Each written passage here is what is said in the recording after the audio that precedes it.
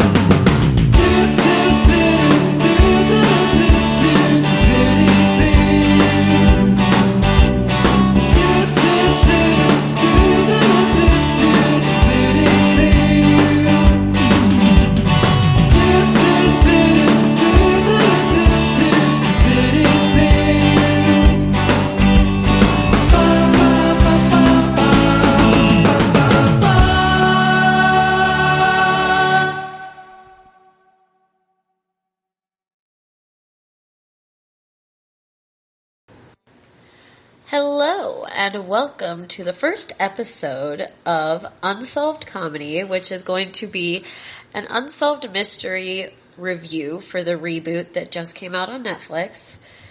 There will be spoilers ahead of time, spoiler alert, so be wary of that before you obviously listen to this podcast. Make sure you watch the episode of Unsolved Mysteries that we're talking about first. I am your host, Kezaya, and my co-host is Stephen. There he is. So basically what we're going to do in this podcast, I think, is my co-host and I will watch an episode of Unsolved Mysteries. I will have watched it previously to be able to do some research on the podcast, or on the case that they're doing for the podcast. And then we'll go through it in the podcast. I'll talk about the case. We'll review the actual coverage of the case in the episode. And we'll go from there.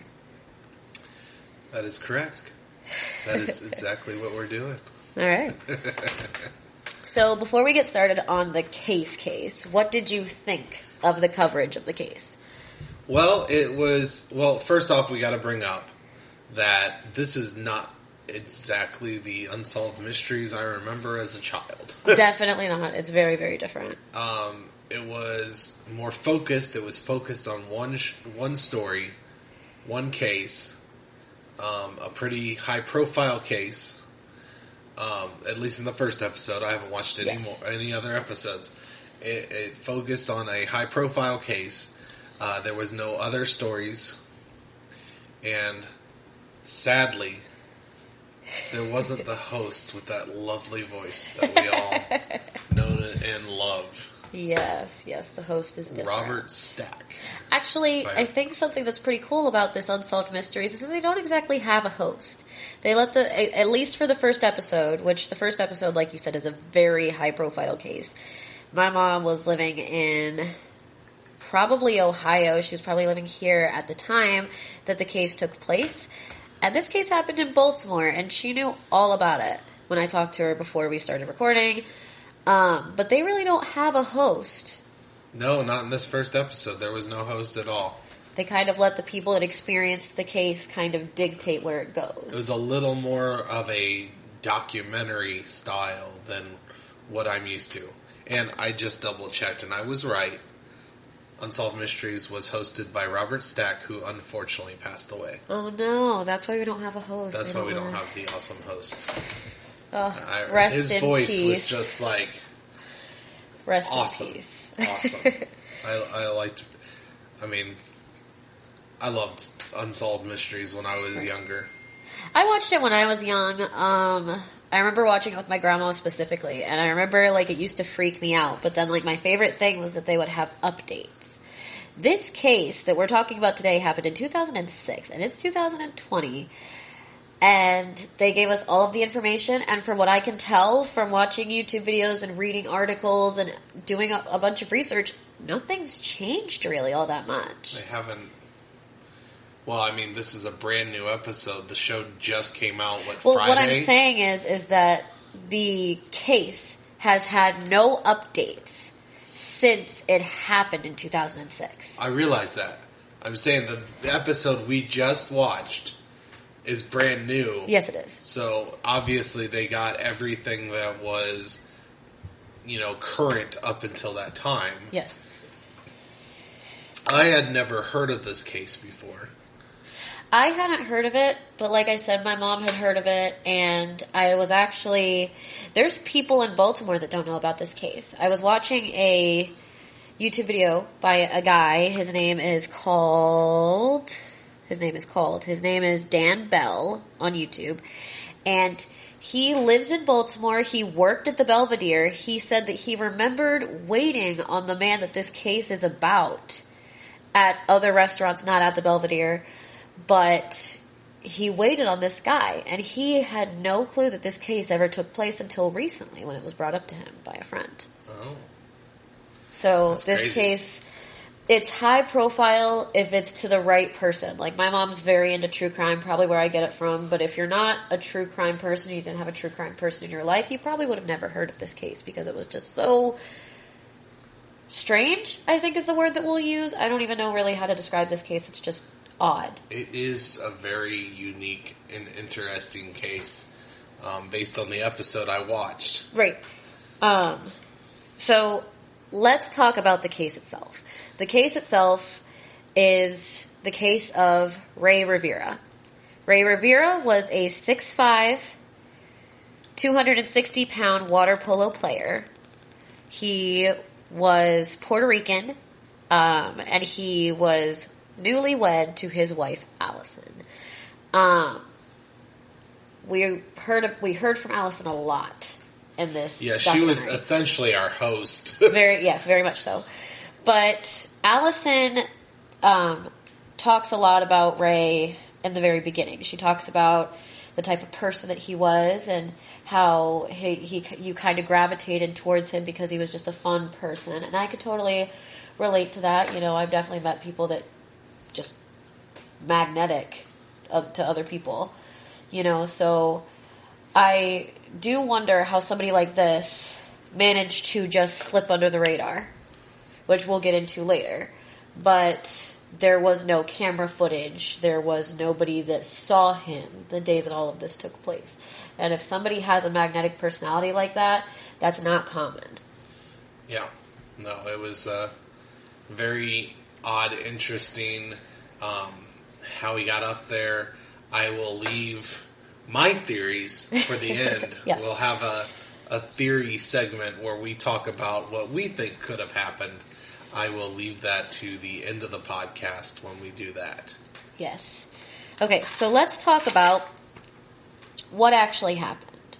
So Ray Rivera was a man who was very into film. He was very into screenwriting. He wanted to be a director. But they were living in Southern California, and what they were doing, the screenplays, was just not pulling in the money, so they moved to Baltimore after their wedding. They had decided that after 24 months of living in Baltimore, no matter what happened, they would go back to Southern California to give Ray the chance to live his dream, which I think is cool. Spoiler alert. They don't go back to California. They do not go. Well, she might Sorry have. to ruin it for you people. Sorry. Like I said, there's lots of spoilers in this. We're literally just going over the case that they go over in more detail. But they moved to Baltimore, and Ray begins working with his friend Porter Stansberry on I guess it's like a financial advice newsletter type deal. Yes, this Porter Stansberry seems like a very punchable dude. He is a sleazeball. It's awful. One of the things that Allison mentions in the Unsolved Mystery episode is that Ray's first job was to put out good newsletters. He's a writer. He has no financial backing at all. But his job was to put out good financial newsletters that also had Porter's name on them so that Porter could then rebuild his reputation because he had been investigated by the SEC for fraudulent stocks advice. And from what else I've heard, like I said, I watched that guy on YouTube that I mentioned at the beginning. He said that that company still exists. It's no longer Stansberry and Associates. It's now Stansberry Research. And it's under the Agora Publishing umbrella. And he said that these people literally sit around in a room and figure out what ads to sell you. They're the reason that people in Baltimore have junk mail. That's literally what they do now. Yeah, well, I mean, I'm more concerned about the fact that when he was asked if he had any information, they put a gag order on all of his employees. What just happened? Technical difficulties, 1 second. There we go. They put a gag order on all of his employees. So this is your best friend since you were 15 years old. Exactly. And you refused to do anything to help investigate his death. Well, the thing is I don't even think, from what I've heard, I have the lead, Michael Bayer, he was the lead detective. He didn't even get the chance to ask Porter if he had any information. The body was recovered. He found out from Allison, and then he put a gag order on all of his employees. The detectives didn't even have a chance to poke around, hey, do you know anything? Gag order, immediately. No ifs, ands, or buts. He already had it out. I don't know about you, but if my best friend died, I'd like to do everything in my power to find out what killed him. Yeah, I mean, like... Seems a little suspicious. It's definitely Just a little suspicious. And his excuse is ridiculous. His excuse, oh my god, it's literally that he didn't feel like the police would treat him fairly because he had previously been investigated by the SEC for fraudulent financial advice. So he felt like he wouldn't have gotten fair treatment, which doesn't make any sense because those are completely different branches of police and law enforcement. Maybe the police might not treat you fairly because you don't want to talk to them about your best friend since 15. That's a very good point. So Porter and Allison moved to Baltimore. They decide they're going to leave after 24 months, and things had actually been going really good. At this point, though, this is not mentioned in the documentary. I got this from an article online. I can't remember where I got it from, but I got it from an article. He was no longer actually working at the Stansberry and Associates building. He was actually working on a video that was his assignment. It was a video that he had a deadline for that he was working from home at. So later we'll find out where his car was found. It had no reason to be there. He never went to the Stansberry and Associates building anymore. It just wasn't somewhere he went. He didn't need to. He worked from home.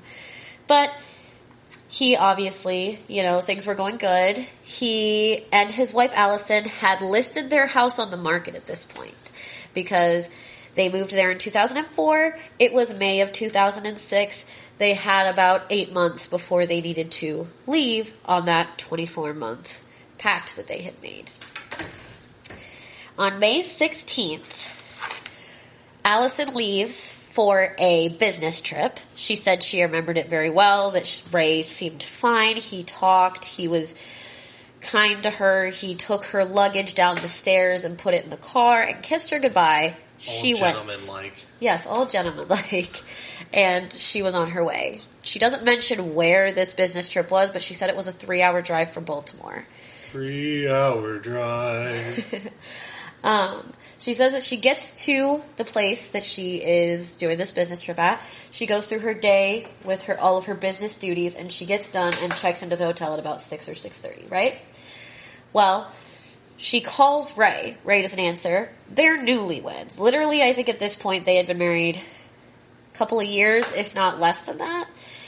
So they're still at that phase of marriage where they're calling each other all the time. They talked multiple times a day. That is something also that I read, that they talk multiple times a day. They were talking all the time. And he never would go without returning her phone call. So she calls her friend, her colleague, who's staying at the house with them for a few days. And she calls him and she's like, hey, have you heard from Ray? Do you know if he's home? He's not answering my phone calls. And Claudia, who is this friend, is like, actually, no, he left the house a little while ago. There is some speculation if he got this phone call around 5:30 or 6:30. But he got a phone call, and he said, "Oh shit," and ran out of the house. And that is the last time that anybody sees Ray for 8 days.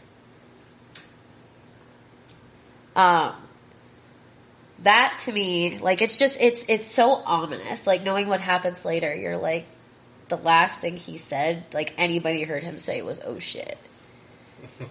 Like, I don't know, that's just ominous to me. I don't know, I think that will probably be my final words. Oh, shit. I don't know what's going to happen, but I'm pretty sure "oh shit" is going to be in front of it. There you go. Stephen's last words. You heard it here first. Oh shit. So, obviously Allison's concerned, but she's trying not to panic. She's like, he doesn't ever just leave, so she hangs up, she goes to bed. She gets a call from Claudia the next morning on the 17th at 5:30 in the morning, and Claudia informs her that Ray never came home last night. And to Allison, that's super weird, and actually to Angel, Ray's brother, that's also super weird, because if you remember, Angel mentioned that Ray was not the type to skip out, and even if he did, Allison would have known. There's no reason that he would have not told Allison where he was going if he planned to be gone a few days. So, just to play devil's advocate here, we're not concerned at all that he was staying at a house with some other woman. I mean, I've heard a lot of people say that that's a concern, but I guess my thing is that all the evidence is there. So even if something was going on, everything that she said still lines up. They were able to trace the call. They were able to see him in what he had left the house in when they found him. Even if there was something going on there, it doesn't jeopardize the integrity of the case. So even if he's a cheating douchebag, he is still probably not dead because of his cheating douchebaggery ways? Highly unlikely. Highly unlikely. Highly unlikely. I just throwing it out there. No, I get it. And that's actually been a concern that I've heard from a lot of people. Like I said, I've watched YouTube videos, I've read articles. They didn't mention it at all. They really didn't. But in some other YouTube videos and things, people mentioned that concern. And even in some articles, they mentioned that concern. They're like, well, he was staying with some lady. Is it possible that his wife found out? Like, you know, I doubt it. I didn't even think about the possibility that she found out, and she's the one. I doubt it. His death is so precise that I don't see how she could have done it from 3 hours away. She was 3 hours away. She was not in Baltimore at the time, and she wasn't in contact with anybody. She was literally on a business trip. So I don't know about you, but when I go anywhere for work, I am not on my phone because it's not allowed. I'm just saying that's a pretty damn good alibi. I mean, I guess, but it's also a good alibi that his mother lived in Puerto Rico at the time. Like, if you want to go down that road, it's a good alibi that she lived completely out of the country. And then what motive does his mother have? I mean, you have no idea what their family history is like. I'm just presenting an opportunity, a possibility of a motive. And I'm just countering that I doubt it. She wasn't staying there long term. And even if she was. Well, if she was staying there long term, obviously they'd be cheating, but you know. No, she literally, I don't know the circumstances, but the day that Allison gets back, which is later on the 17th, Claudia leaves. Claudia completely disappears from the story, which is not something a mistress would do. If I was somebody's mistress, not that I've ever been somebody's mistress, but if I was somebody's mistress... Please tell me about your time as somebody's mistress. If I was somebody's mistress, and I lost somebody that I claimed to love, that, I had been going on with this affair with, I definitely wouldn't just ditch. I would definitely stay there and try to help find this person that I cared about, even if it was just as a friend to Allison. This girl dipped. She did not. She lived in New York. She was ready to go. She was like, I'm not playing this game. I don't know I'm gone. if she had any inkling that somebody found out, I'd be getting the fuck out of there. I mean, that's true. Just get the fuck out. But I also wouldn't I kind of disagree with your assessment here. Maybe. Like I said, we'll talk about theories, but Not that I've been any mistresses either, but... I've never been somebody's mistress. Let me just clarify. Stephen's making me look bad here. I've got a boyfriend. I can't be looking like somebody's mistress.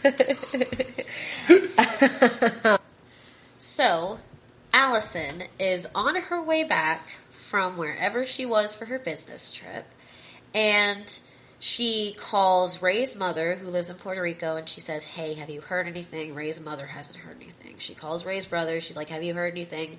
No, he hasn't heard anything. Okay, so that's concerning. At this point, Ray's brother, Angel, is jumping on a plane. He lives in Orlando. He's getting a plane from from Orlando to Baltimore, and he said that he was on the plane by 1 or 2 o'clock that afternoon. So clearly it was odd enough for Angel to be like, this is weird, I need to be where my brother last was. And then the next day after Ray's brother comes in, his mother comes in, and then so do Allison's parents as well. So by the 17th, everybody's there. Or by the 18th, everybody's there. And Allison begins to start calling people. She said that she called everywhere. She called restaurants. She called his job. She called everywhere. She even called hospitals to check if there were any John Does matching his description, 6'5", 260, Hispanic male, and there was nothing there. They waited for 6 days before they found anything. On day 6, Allison's parents are like, hey. Allison said she gets back from searching the city, and Allison's parents are like, hey, we're going to go look around town in parking lots to see if we can find Ray's car, because if we find Ray's car, he shouldn't be very far behind, right? Logical frame of mind. Hey, in fairness, they're right.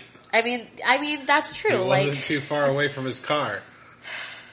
Jeez, thank you, Stephen, for that. But they go out looking. I think they said in southern Baltimore, in Mount Vernon is the neighborhood, and they find his car in a parking lot near Stansberry and Associates, but also near a hotel. It's not a hotel anymore now; it's condos, but called the Belvedere. Now, side note, we're going to drift off a little bit. The Belvedere is its own weird entity. I don't know if you've ever heard of the Belvedere Hotel in Baltimore. Have you ever heard of the Belvedere Hotel? I've heard of Mr. Belvedere. I don't think that's the same thing. So the Belvedere Hotel has its own weird history. The same man that I watched on YouTube, let me see if I can find his name one more time, just so that I can, because a lot of this information is coming from him as far as the history of Baltimore. His name is Dan Bell again. And he said that he worked at the Belvedere. Like I said, he said he remembered waiting on Ray, but he worked at the Belvedere Hotel. He said that the Belvedere Hotel was freaky. It was weird. There was so much weird stuff going on the top floor, which, as we'll go into later, is where Ray would have had to be to get onto the top roof. He would not go up there by himself. He quit his job because he didn't want to go up there by himself. Okay, so now I'm intrigued. Yes. What kind of weird stuff are we talking? So, according to him, there was a young woman. He said he thought she was Jehovah's Witness that worked with him. I guess there was a restaurant in the floor of the Belvedere and a nightclub on the top floor at this time in 2006. So, ghostly bartenders? Well, yes and no.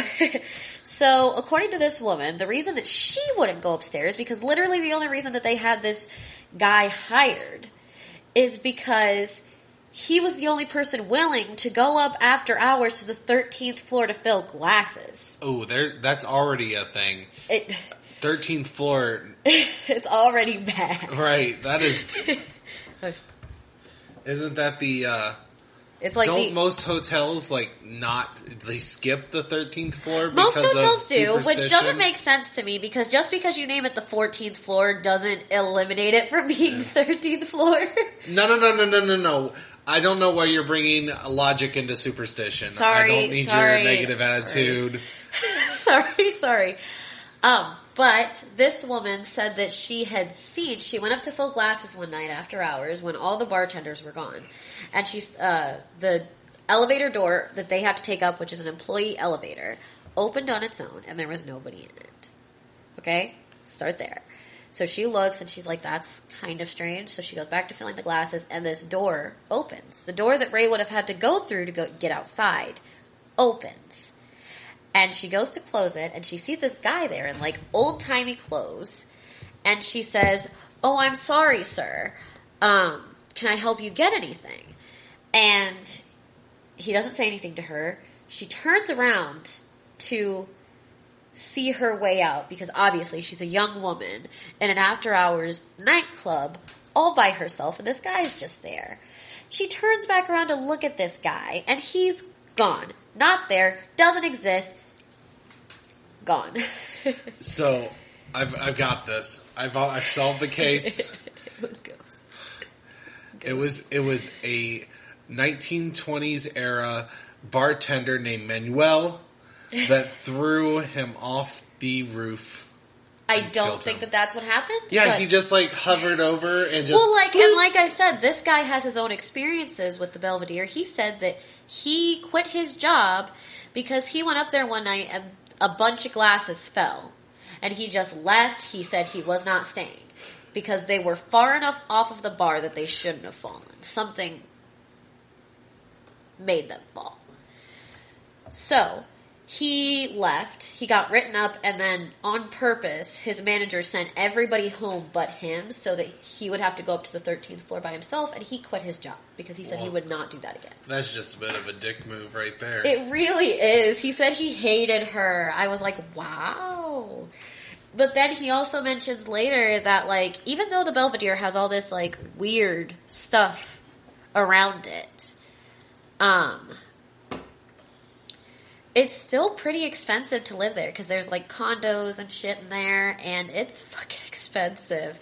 He talked about he looked at a condo in the Belvedere, and he said that alone, the condo fees, which are like the upkeep fees for the building that your condos are in, alone, those were $1,100 a month. A month. And he said it's because they don't do a lot of renovations. There's a lot of exposed brass in the building that they have to polish. So... it's got its own little freaky backstory, the Belvedere Hotel does. So I just wanted to make that a point so that when we talk about the Belvedere Hotel, you can understand why, if you watched this episode, they kind of paint the Belvedere in a creepy light. Because it kind of is a creepy little building. Did they talk about Manuel? They did not talk about Manuel. I am so sorry to inform you. He ran the speakeasy at the Belvedere. I mean, it's just... I don't think it was a speakeasy. It was literally like, you were alive in the early 2000s. Like, you were probably having your children around that time, I assume. So, you know what... I didn't have... I guess I helped a little bit, but yes, my ex-wife was having my children around this time. But, you know what an early 2000s nightclub was like, you know... I mean, if it's any indication to you, look at the pictures. No. Okay, we have a misinformation here. Okay. I was having children in the early 2000s with my ex-wife. Oh, you weren't going to nightclubs? So I wasn't going to nightclubs. Well, I mean, you could even look at the pictures of, like, okay, case switch. Look at the pictures in the Casey Anthony case of her clubbing. The clubs have a weird, like, they just have this vibe. Like, they all have glow sticks. They all have, like, weird shit going on, which is fine. We did like some glow sticks in the early 2000s, yeah. Yeah. So, you know, that's the kind of shit that was going on in this nightclub. Back to the main point of this. They find his car in a parking lot pretty much in between the Belvedere Hotel and the Stansberry and Associates building. Yeah. Which he doesn't work at anymore, so there's no reason his car should be there. But I digress. Well, he wasn't there. He was at Ghost Hotel. He was at Ghost Hotel. But they do find Ray's car, and they find a parking ticket on it. The parking ticket is dated the morning after Ray goes missing. So Ray goes missing. That parking cop hates himself for that. It's like, man, I gave a parking ticket to dead guy. That is just not... I bet you that's what he thinks. Yeah. I mean, you gotta think. This is Baltimore. Baltimore's kind of like, from what I've heard, it's like shitty. It's like kind of like New York City almost, where like the people there see fucking everything. They literally have seen it all. Like, it's just, listen.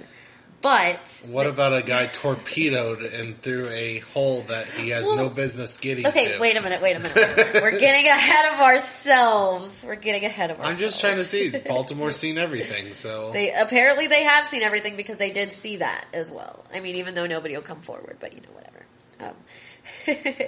So, they find this car. Come forward, Baltimore people. Come forward, please. I want to know what happened. Right? So... They find Ray's car.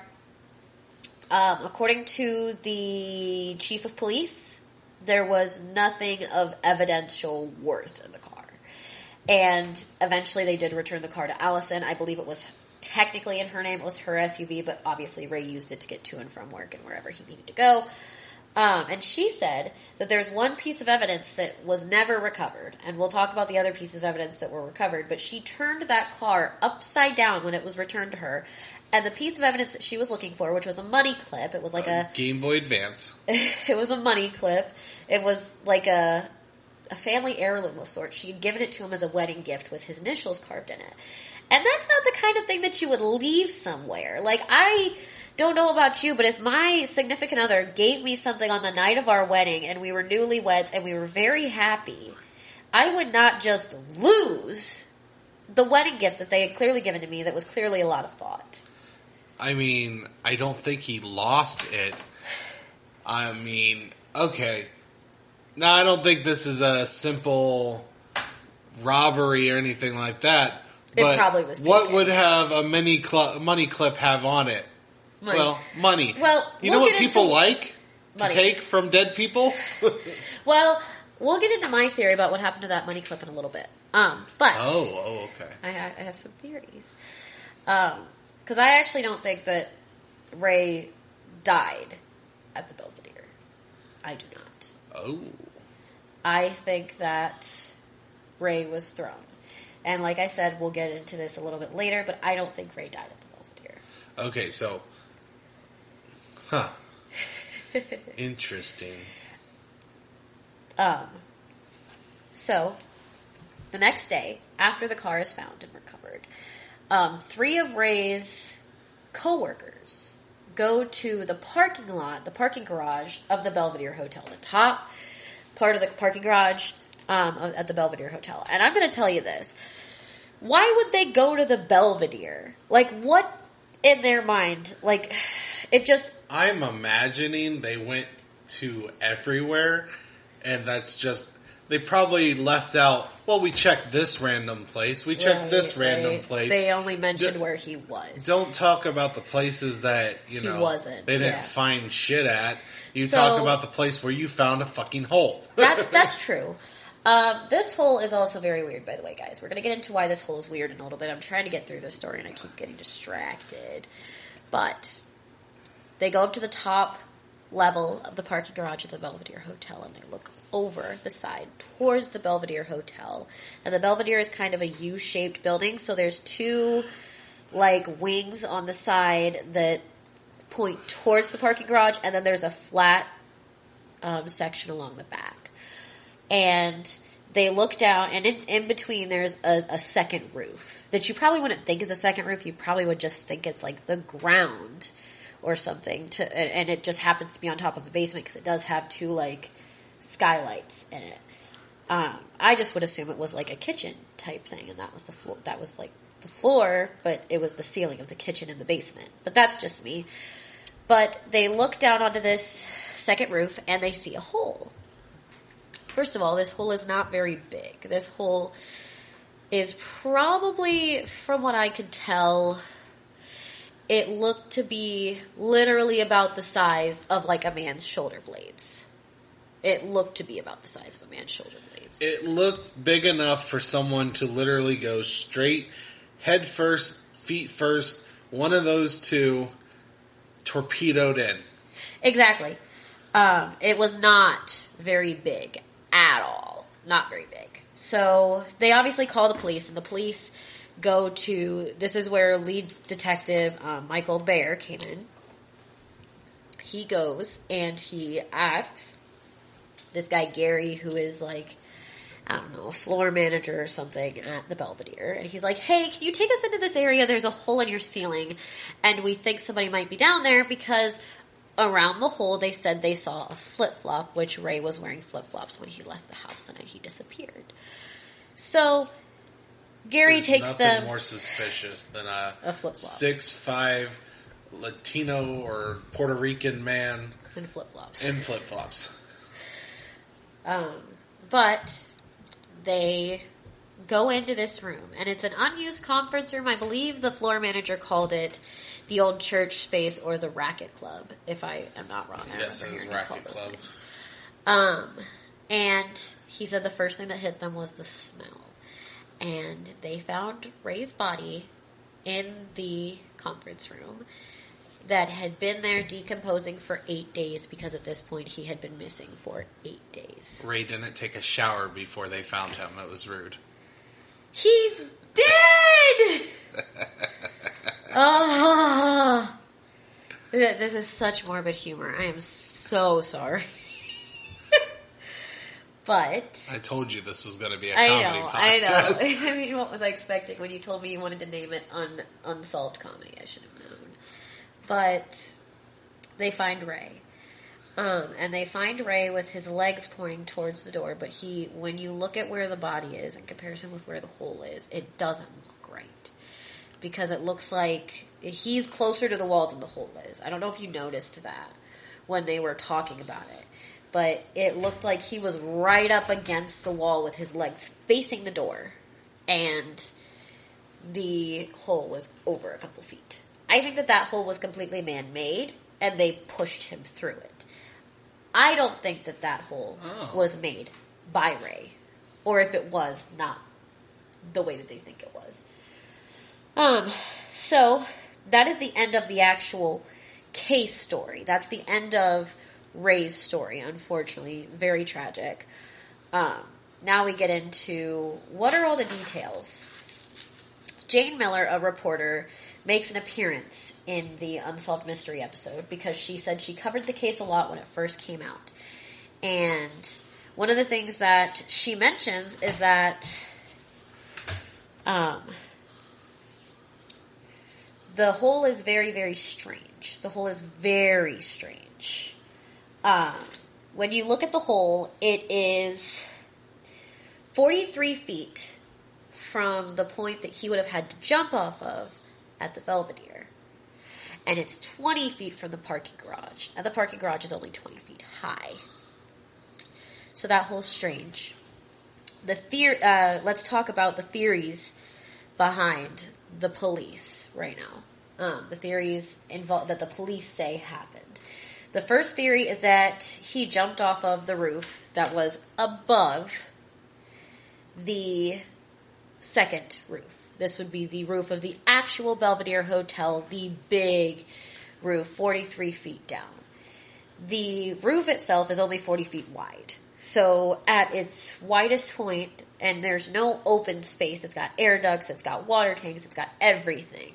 So obviously it's not an open space. But from what I've read, Ray would have had to be running at 11 miles per hour to hit the hole that he hit and make that hole. Yeah, unlikely. Very unlikely in flip-flops. He essentially would have had to be an Olympic-style swimmer that could do a run, jump, and then shoop, literally, and dive into that hole. Oh yeah, that's a lot of work for someone who just wants to kill himself. Exactly, when there's like so many easier points. And like we mentioned before, it would be really, really weird and difficult for Ray to get to this part of the hotel. The roof of the hotel is, you have to go up an employee elevator to get to the 13th floor. You have to then walk through the nightclub, up a set of stairs, and out a door that leads to the roof. So that one's difficult to get to, and from what we heard from Angel, who's Ray's brother, you can't just walk in off the street and walk through the lobby of the Belvedere up into the nightclub at the 13th floor. Like, you have to know people there. You can't just be some random Joe Schmo and walk into the Belvedere. They have people living there. They have offices. They don't let that shit happen. The second theory is that he jumped from the parking garage, which didn't happen. It didn't happen. There's not enough velocity. There's no way. He wasn't high enough to make it through that roof. The parking garage... It just would have probably hurt a lot. Yeah, exactly. He definitely probably would have survived. But he would have had to jump 20 feet to the hole and then fall 20 feet straight through the hole. Yeah, it's just not plausible. Doesn't make any sense. So that theory didn't happen. I don't think any of these theories happened. Let me clarify. Then there's the ghost throw. No, there's no ghost throw. The cops didn't talk about that. The 11th floor ledge is the final theory that the cops have. And the 11th floor has a ledge that comes around the building. This building was made, I don't even know the year, but it was big in the 1920s before the Depression. So, it obviously was built in the early 1900s when that ledge style, that ornate ledge style was very, very popular. So they think that Ray walked into the lobby up to the 11th floor, walked into somebody's private property because none of the hallways just opened up onto hallways with a ledge. So he would have had to walk through somebody's private property, whether it be an office or an apartment or whatever, and he would have had to then climb out of a window that only half opened, and he's 260 pounds, 6'5". Yeah, right. And then he would have had to maneuver his way from the ledge to then jump off the ledge. Also very highly unlikely. What do you think of these theories? The ledge one's the most likely, but still unlikely. I don't think he committed suicide. I don't think he did either. In fact, when I was talking to my mom right before we watched the Unsolved Mystery case, she was like, just so you know, that was murder. I was like, okay, Mom, let me pour my... Like, thank you, but I mean, I don't know yet. Like they mentioned in the show, he really didn't seem to have any reason to want to kill himself. This there wasn't is a man signs before it. That... But the biggest reason I don't think it's suicide is, even though that seems to be what the cops are willing to just say, it's suicide, it's fine. But you know what that says to me about the cops? Sprinkle some crack on them and let's get out of here. Sprinkle some crack on it. But you know what that says to me about the cops is that they were somehow involved. Yes, they were paid. Somehow involved. They were involved or they were paid. Like, it's super sketchy. And they fired the lead detective off the case. Yes, they did. Who actually was trying to... They didn't fire him. Oh, I'm sorry, transferred him. They did. They transferred Michael Bayer after 3 weeks on the case.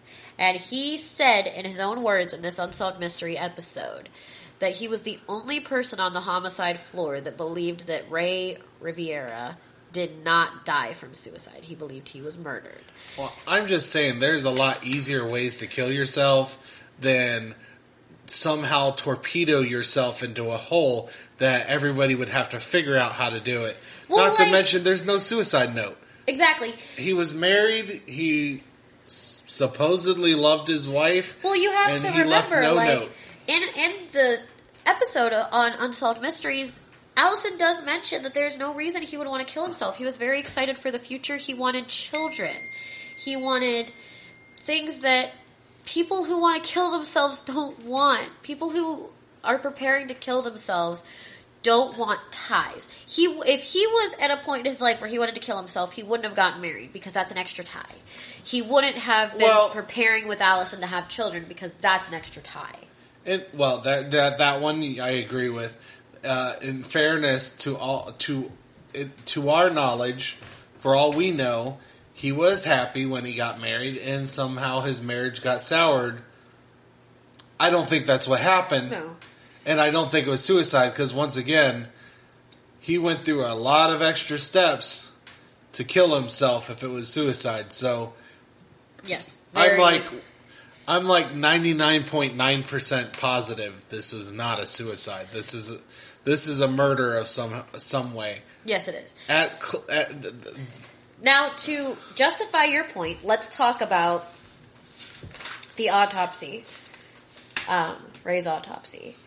Ray's ribs were fractured in multiple places.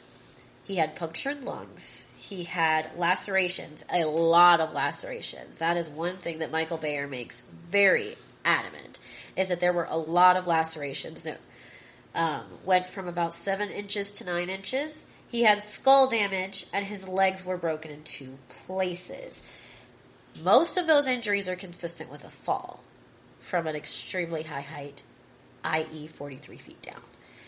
But the one thing that the medical examiner can't explain were the leg breaks. They weren't broken in a way that was consistent with a fall.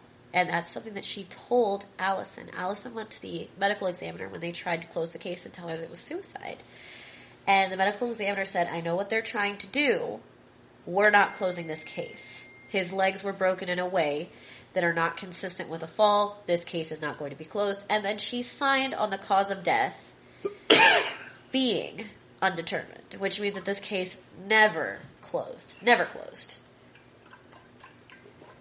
This case is still open to this day, even though the police department likes to act like it's closed. And from what this Jane woman said, Jane Miller, she said that as a medical examiner, when you sign off on an undetermined cause of death, it means you don't feel like you have enough information.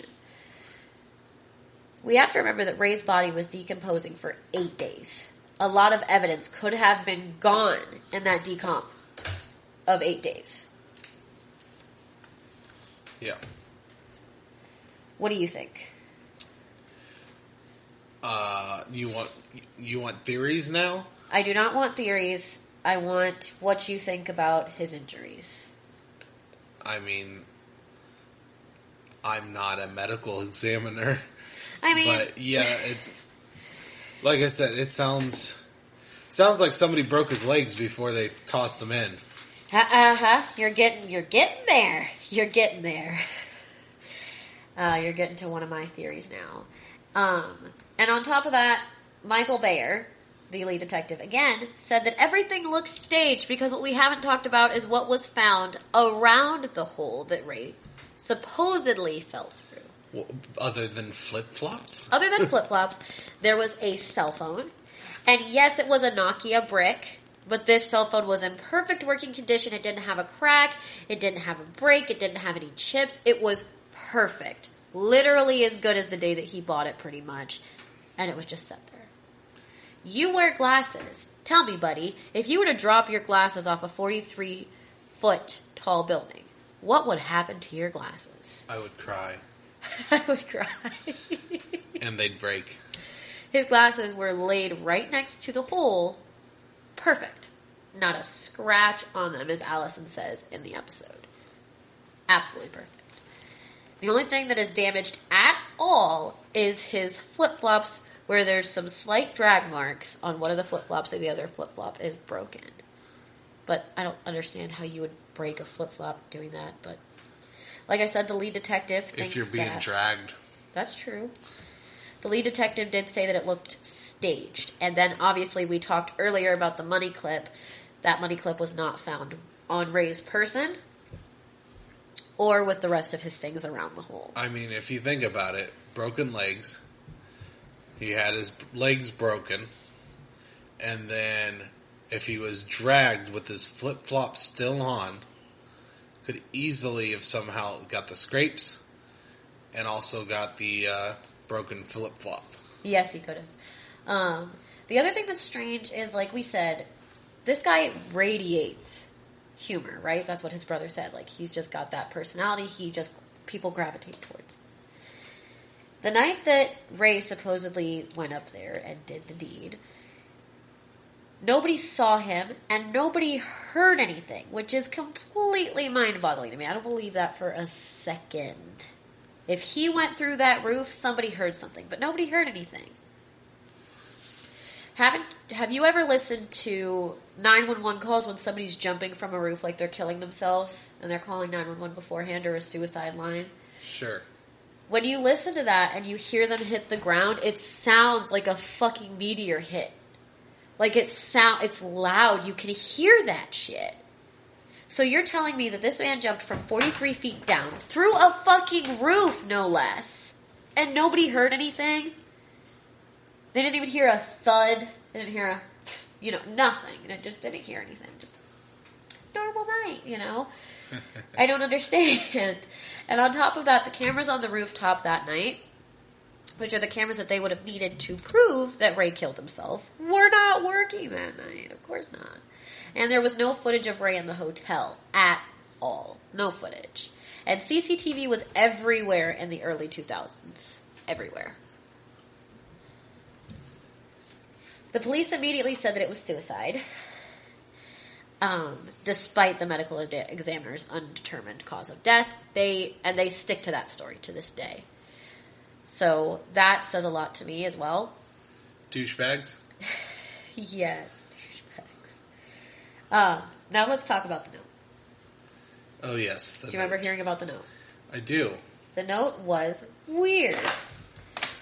The note was folded up to about 2 inches long, put into a Ziploc bag, and then taped to the back of Ray's computer, which is a really odd place to put something. Like, just to be real, like, if I wanted somebody to find this piece of writing, or if I wasn't done with this piece of writing, I'm not going to tape it to the back of my computer, which is what everybody in the police department tries to say, except for this lead detective, is that, it was just some profound writing. He was a writer, wasn't he?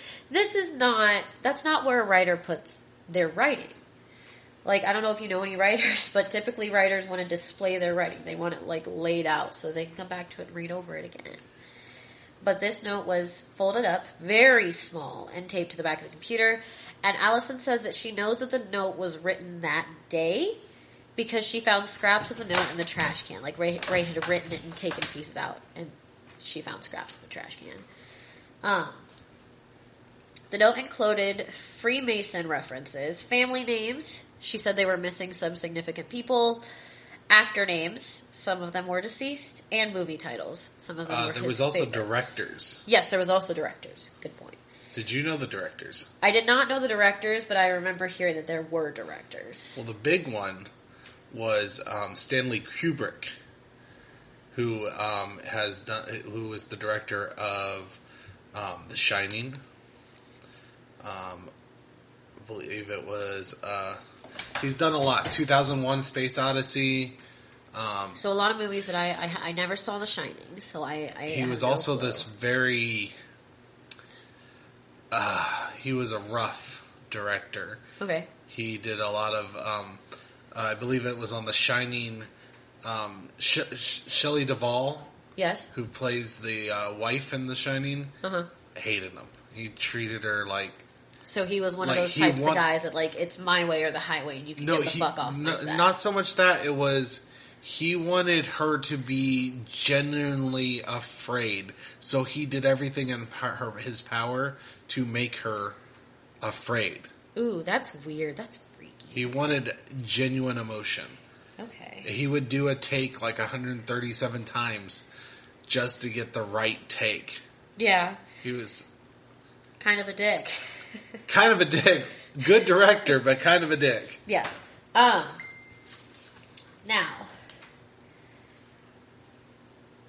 one of the things that is brought up is that the FBI says that this is, yes, a very unusual note, but it is not a suicide note by any stretch of the imagination. They said that it is not a suicide note. And another thing to mention is that he had shrunk this down. This note was written, and it's only about this big. It's literally yay big. It's not very big. So he had, and like when we looked at the Unsolved Mysteries episode, Allison had like 4 pieces of paper. This thing should have taken up 4 pieces of paper. But it didn't. It took up one little sheet that big. Yeah. So he shrunk it down. And some people think it might have even been written in code, but nobody's been able to crack it yet. That's what I think.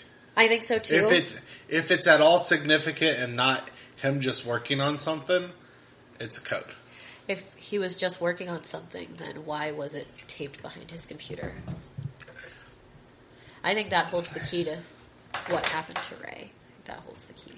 Is that note if we could figure out. I think the how to key is decode it. finding the person that killed him. There is also one thing to mention is that he had bought, the day that he went missing, he bought a copy of a book called Freemasons for Dummies. So a lot of people assume that maybe he was trying to join the Freemasons in some way. Or investigate him. Or investigate them, yes. He's Allison dead. did say he was into secret I think it's more societies. likely he investigated them. Yes. There is a couple of other things to mention that I just have like random little pieces in my notes. Ray and Porter, if you don't remember, Porter is the man. Douchebag, best friend from 15, Yes, since he was 15. he was Ray's best friend from the age of 15, who, at first, he was very supportive. He put up a $1,000 reward for any information regarding Ray. But as soon as Ray's body was found, Ray no longer wanted to cooperate with the police, and he put a gag order on every single one of his employees. Like a fucking asshole. Douchebag. Just a thought. But Porter and Ray were on the same swim team, and they went to prom together, so they were obviously very, very close. And the report that Ray wrote for Porter was called the Rebound Report, and it had to do with stock tips, like stocks that were down at the time but were going to like bounce up. And yeah, it was predictions of which stocks would possibly, you could buy cheap now and sell for a lot later. Which all of his information had to be coming from Porter, because we know that Ray had no interest in financial anything. He was literally just doing it so that he could have a writing job, right? The other thing to mention, and this is creepy as shit, I apologize, it's gonna give you chills, it gave me chills. The day before Ray went missing, the alarm went off at their house at 1 o'clock in the morning.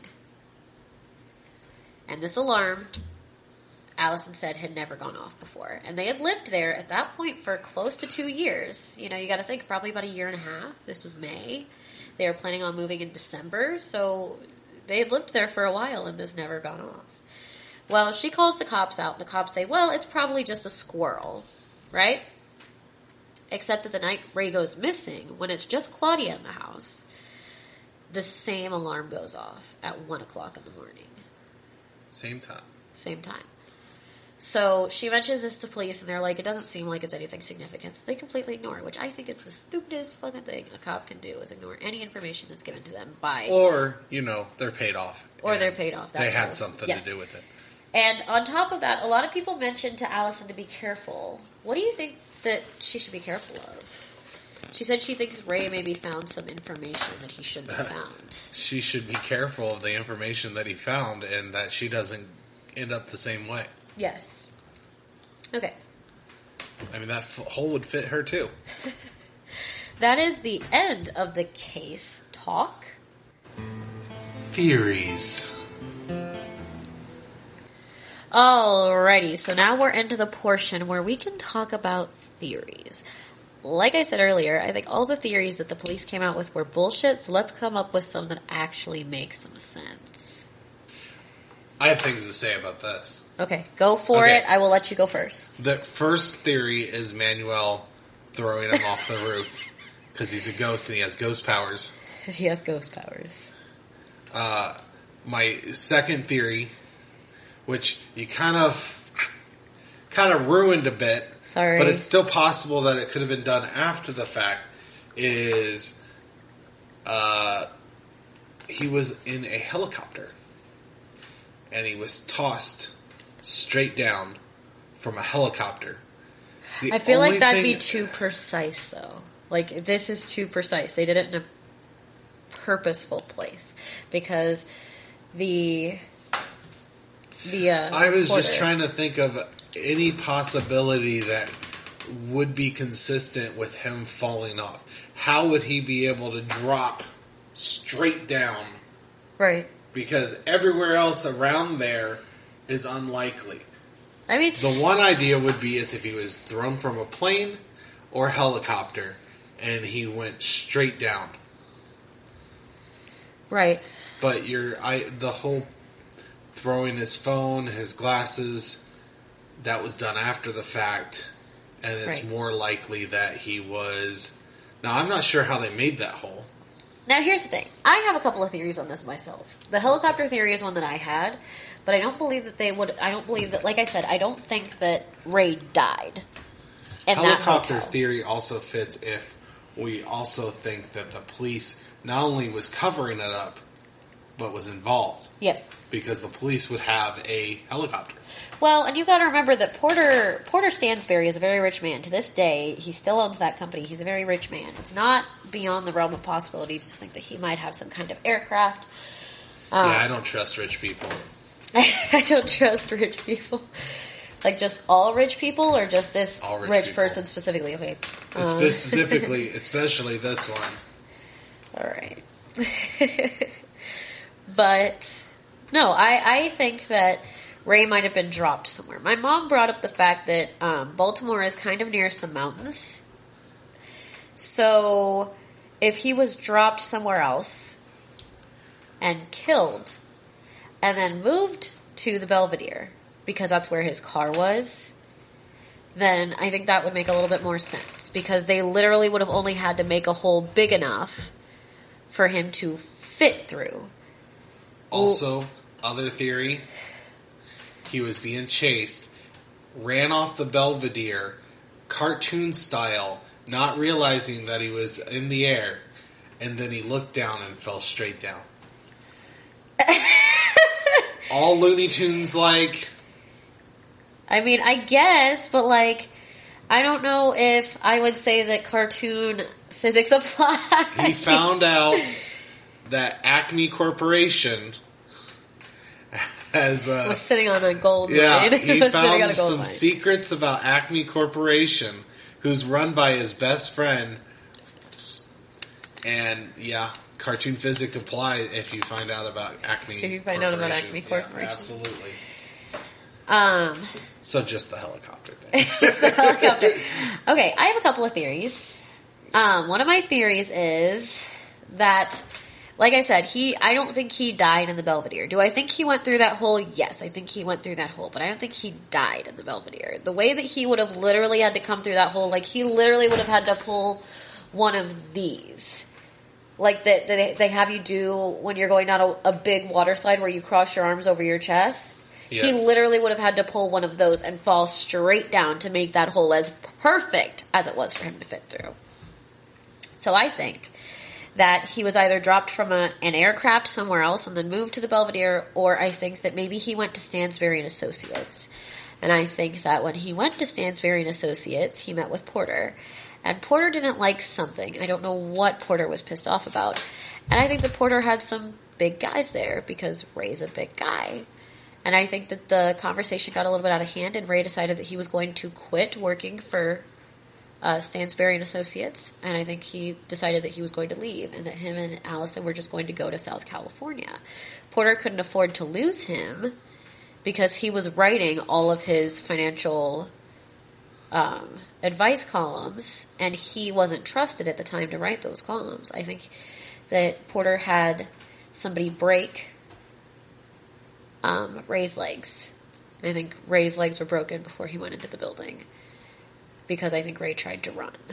And then I think they knew better than to try to dispose of the body that wasn't dead yet at the Stansberry and Associates building. So I believe that they dragged him, which would explain the broken flip-flop, to the Belvedere. They climbed over. Like you said, it wouldn't have been shit to climb over that wall and just drop down. It was no more than 20 feet at the top of the parking garage.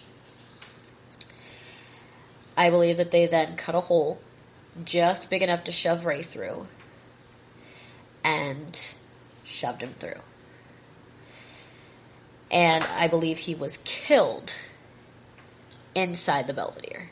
They probably dropped through that hole. In the Belvedere? I believe he was killed in the conference room. I don't believe he died coming through that hole, because I don't believe he fell through that hole. I mean, unless, of course, they did kill him at Stansberry and Associates, but I imagine that if you kill somebody in an office building, there'd be some kind of evidence and some kind of... Or, a bunch of employees that might have information that had a gag order. I mean, that's a good point. I mean, they could have killed him there, too. Either or. Either he died in the Belvedere or he died at Stansberry Associates. The reason I think that he died in the Belvedere is because there was blood that came down the walls of the Belvedere and there was blood underneath him. Was it a lot of blood? No, but there was blood. So I automatically assume that he died where the blood is. Doesn't mean I'm right. I could be wrong. And I think that Porter took the money clip to make it seem like a botched robbery. Paid off the cops, and now it's a suicide. See, the other problem with that is that a robbery wouldn't go through as much shit that they went through for this. Right. It'd be a simple shooting or... Right. I mean, to be fair, does it make sense? Like, why else would his money clip not be there? Or, that does support the theory that he was killed somewhere else, like maybe dropped out of a plane or a helicopter somewhere else, and they couldn't find the money clip to put with him. Like, they could have lost it while dragging him across to the Belvedere. They could have lost it if they dropped him out of a helicopter somewhere in a field or something. You know, they could have killed him anywhere, and then in the transport of the dead body, lost the money clip, and that's why the money clip was never recovered. The weird thing is why didn't they toss his glasses, his key, or his phone and everything down the hole with him? I don't think they thought that far ahead. I assume that when they killed him, they took his phone off of him, and they took his glasses off of him, just to, be consistent. They just picked him up and shoved him in their pockets. And then I think they probably got down to the Belvedere Hotel, the roof of the Belvedere Hotel, after they shoved him in this hole that was barely big enough for him. I also find it weird. And remember that they had that shit, and then they had to put it there. I also find it weird that they never mentioned anything about investigating the phone, seeing if there was anything on the phone. They did trace the call that took Ray away from his home the night of May 16th. And the call was traced to, no shocker, Stansberry and Associates. Right. So, obviously, they said they couldn't track down the call to who made the call because the way that the grid board worked, they couldn't do it. So, I automatically assumed that it was Porter calling him in for something. Right. I just was surprised we didn't hear more about the phone. Yeah. I mean, to be fair, phones weren't that advanced then. Like I said, he had a This Nokia is 2006, brick. fair enough. He had a Nokia brick. It's not like they're going to go through his text messages. Text messages weren't a thing. He couldn't have internet history on his phone because you couldn't get on the internet on Nokias. I remember my mom had one. Okay. You've convinced me. I've convinced you? I All right. kind of forgot the time period. I mean, it's odd. A lot of times you think about that shit happening, way back in the day when there's, when you think about a murder like this happening where nobody saw anything, nobody knows anything. A lot of times you think about it as, something that happened back in the day when there was no CCTV, no cell phones, no anything. But this was right in between our modern age and the age prior to technology. We live in the age of technology. Right. I also think that when they did transport the body, they transported him at night when most of the employees were gone from Stansberry Associates and most of the people that were living or staying at the Belvedere were asleep, which would explain why nobody saw anything. And nobody saw... See, the one thing that confuses me is it had to have taken some noise, some force to make that hole. Definitely should have. But I wonder if they, obviously, if I hear banging outside at 1 a.m., I just assume that somebody's probably, doing some kind of construction. I don't automatically assume that somebody's building a hole to shove a dead person through. No, I would say that it would be less suspicious if he was tossed, maybe he was killed already, and they just tossed his body down from a plane or a helicopter and just one boom thump. But if they were to make a hole, it probably wouldn't be as simple as a thump. Well, how do you explain his glasses and his phone being completely undamaged? Also weird. But I'm saying that there would be more noises. They would have to, use sledgehammers or, something loud. And I mean, not necessarily. It was a metal roof, they said, but when you looked at the hole, it didn't seem like there was a whole lot of metal. They probably could have just stuck a saw in, cut the part that was easy to cut, and then just pushed through or used some kind of cut, implement. Though. They showed the hole. It didn't look cut. It looked like it was broke through. More likely a sledgehammer or something that hit it. It didn't look like a precise cut. Yeah. Like, it looked like something went through. I don't know. I didn't think it looked like something went through because there was still a flap. Do you think it looked like it was possibly cut with precision? I don't think it was cut with precision. I think it might have been cut with, just like a couple of dudes in the dark just cutting a basic shape, a basic hole. And they probably had Ray on top of it, so they were cutting around his body. Because, like, when you look at the picture of the hole that they showed us, it had a flap. It had, like, a flap that was, like, clearly on top of the hole, but it had, like, blown over. Which wouldn't have happened if Ray fell through. Everything that Ray would have fallen through would have come through with him. I don't know about that. I feel like that flap would still be there if he just broke on through. I mean, potentially. I don't know. I guess that to me, that flap just makes it feel like it's not a natural thing. Like Ray didn't just fall through. It seemed like something broke through. Like I said, it didn't seem like precise. I wonder if they broke through from the inside. I wonder if they took. Didn't look like it was broken through in the inside either. Yeah. And it didn't seem like they've been in that area. And plus, it was all the way up there. They would have had to literally climbed up, broke through on the inside, just to throw him into the... No, that's... But what if they pulled him through? What if they left Ray on top of the roof? Went into the Belvedere, because who's to say that Porter didn't have some kind of condo or office in the Belvedere? So he would have been able to get in, go down to this conference room that he knows is unused because he obviously has been there. Not to say that he's obviously been there, but if he has an office there or a condo or something, he's been there.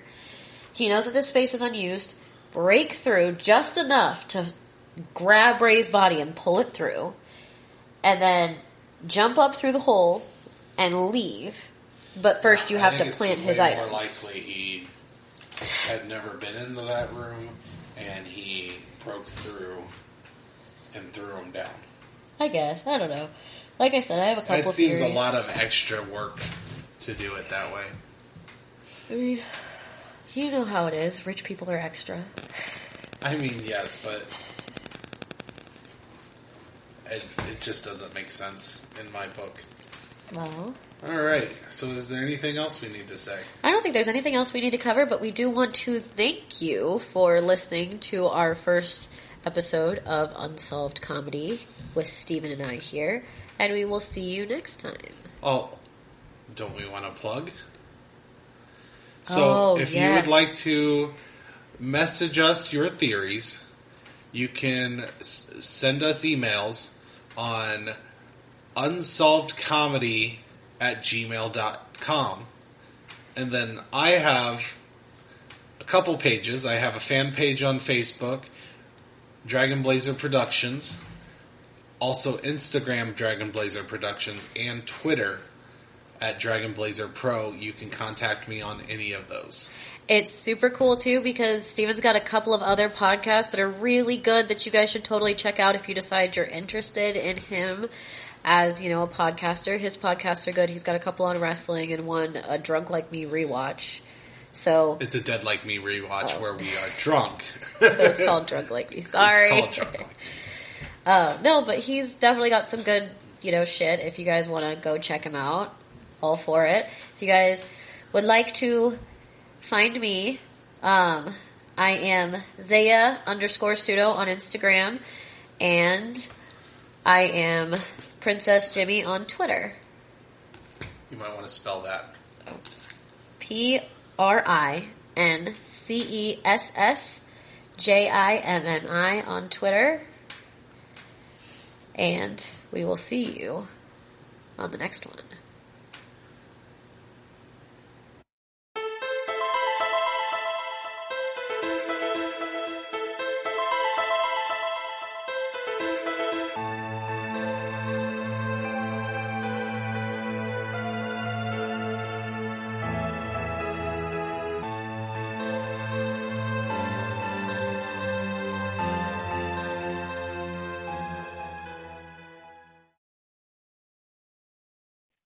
Hey everyone, I'm Stephen from many different podcasts like Drunk Like Me, Pro Wrestling Apologist, The Rage and Blaze Show, and of course, That Got Dark. So, please like and subscribe